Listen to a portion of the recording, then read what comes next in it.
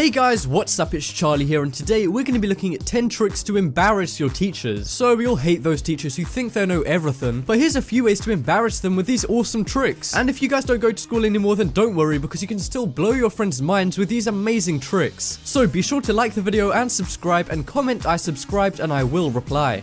So coming in at number 10, we have guess any age. So this is the only way to guess anyone's age with 100% accuracy. So let's say somebody's 18 years old, but you don't know that. All you need to do is tell them to multiply their age by 5 and then add 8, and then multiply that by 2, then subtract 6 from it and multiply it by 10, then ask them what number they've got, then subtract 100 from that and divide it by 102, and you should get 18. And yes guys, this works with any age, so get ready to blow some minds and maybe creep some people out too. But next up we have mind reading. So this is the only way to know what number anyone is thinking of. So for this one, all you need to do is ask somebody to think of a number between 1 and 20. Let's say it's 7, but it works with any number from 1 to 20. Then tell them to add 5 and multiply that by 3. Then tell them to subtract 15. Then ask them what the end result of all of that was, and it should be 21. Then divide 21 by 3, which comes out as 7. So yeah guys, this is a surefire way to blow anyone's mind as long as you do it with a number from 1 to 20. But next up we have number predicting. So for this one, write down a 6-digit number, then get somebody else to write another 6-digit number under that. Then you write another 6-digit number under their one, and then the guy will write another 6-digit under yours, and then you'll do the same again too. Then add up all the numbers, and then you take a piece of paper out of your pocket with that number already written on it. How do you do this? Well, all you need to do is look at the second and third numbers. So the second number was written by somebody else, and the third was written by you.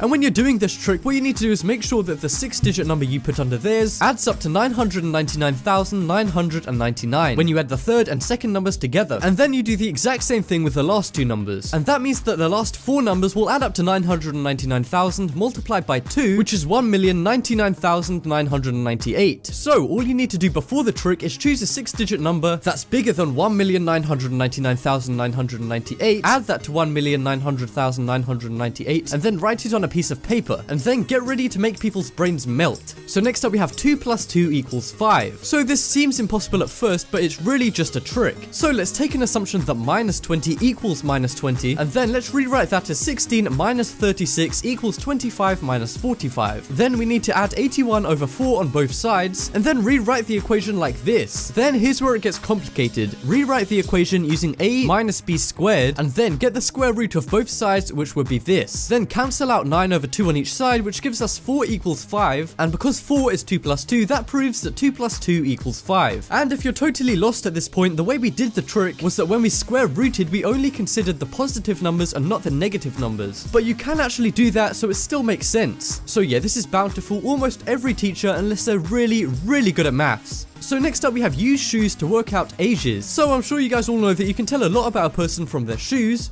Mom always said there's an awful lot you can tell about a person by their shoes. But I'm sure you guys didn't know that a person's shoes can actually tell you how old they are. All you need to do is take their shoe size, let's say it's 8, then multiply 8 by 5, which would be 40, then add 50 to that, so 50 plus 40 would make 90, then multiply that by 20, which makes 1,800, then add 1,014, which would make 2,814, then subtract the year they were born, let's say it's 2000, and that adds up to 814. And that looks wrong, but no, because if you separate the numbers, the first number is the shoe size and the last two numbers are the person's age. So try this out and blow all of your friends and your teachers' minds. So coming up next we have maths genius. So it may sound hard to multiply by 11, but it's actually very easy with this one trick. And with this trick you can fool anyone into thinking you're a maths genius. So let's take the number 24 and then add the digits 2 and 4 to make 6. Then put the 6 in between 2 and 4 and you have the answer. And if you want to do this with a higher number, like in this case where I have 86, well, 8 plus 6 will make 14, but because 14 is 2 digits, instead of putting it between the 8 and the 6, all you need to do is put 1 above the 8 and that makes 9, and then put the 5 in between the 9 and the 6, which makes 946, which is the answer to 86 times 11. Who knew math could be so simple? So next up we have how many months. So if you ask most people how many months have 28 days, most people will say 1 because they'll start thinking about leap years and then not know the answer. But really, if you think about it logically, the answer is actually all months, because every month has at least 28 days, and most months have 30 or 31 days. So yeah guys, your teacher or whoever you tell this trick to will be kicking themselves after finding out how obvious this one really is.